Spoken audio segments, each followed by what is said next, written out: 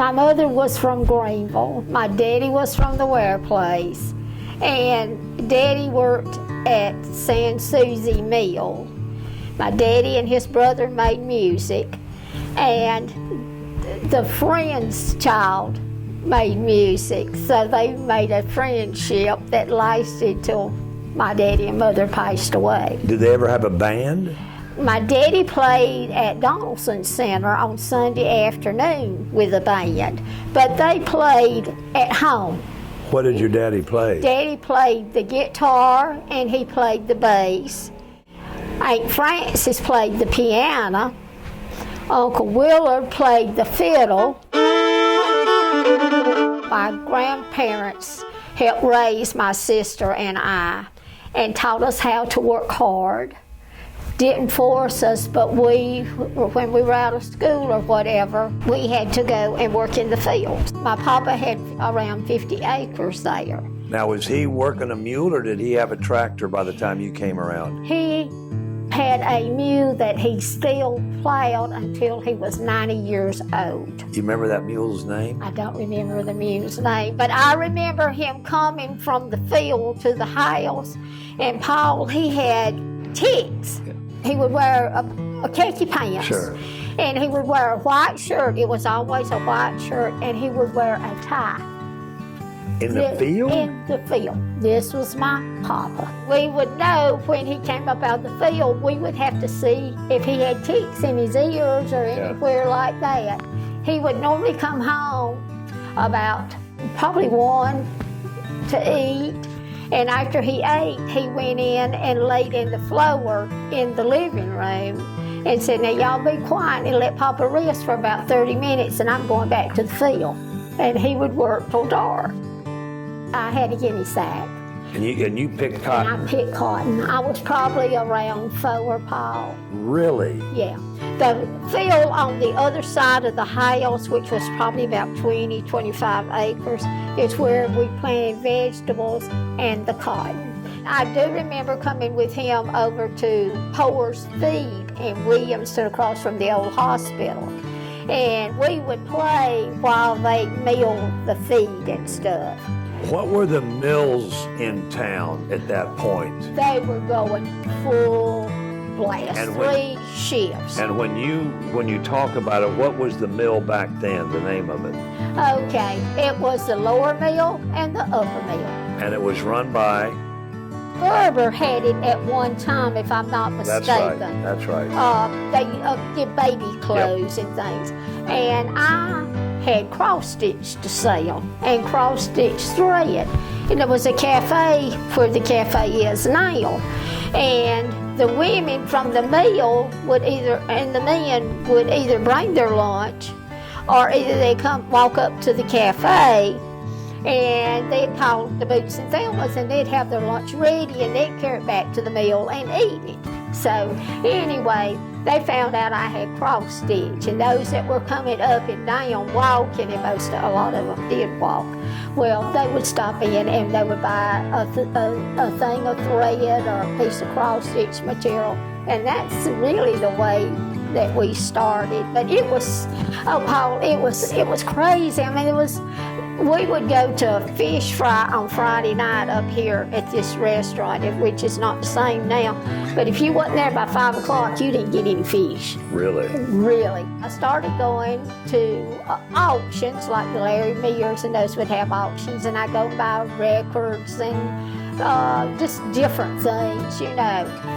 And Daddy would go in and buy out craft shops. One day I came home and I had made some pom-poms. This was near Christmas.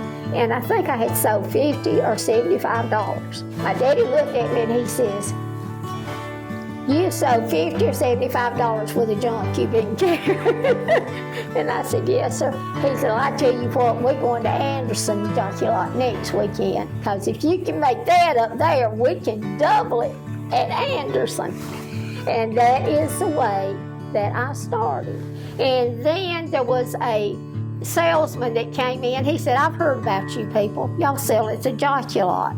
And we said yes, and he said, he came into the little store down there. He said, well, I got something I want you to look at. And he had a black bag that zipped up, and he had maybe 20 or 25 prints in there. And he showed us some prints and some molding samples. And I think we bought $112 or $130 that day. And my daddy was so proud. He told everybody all around here that Rena was going to open a frame shop, and she had bought $130 worth of supplies. And this would have been what year? What decade? Oh, gracious.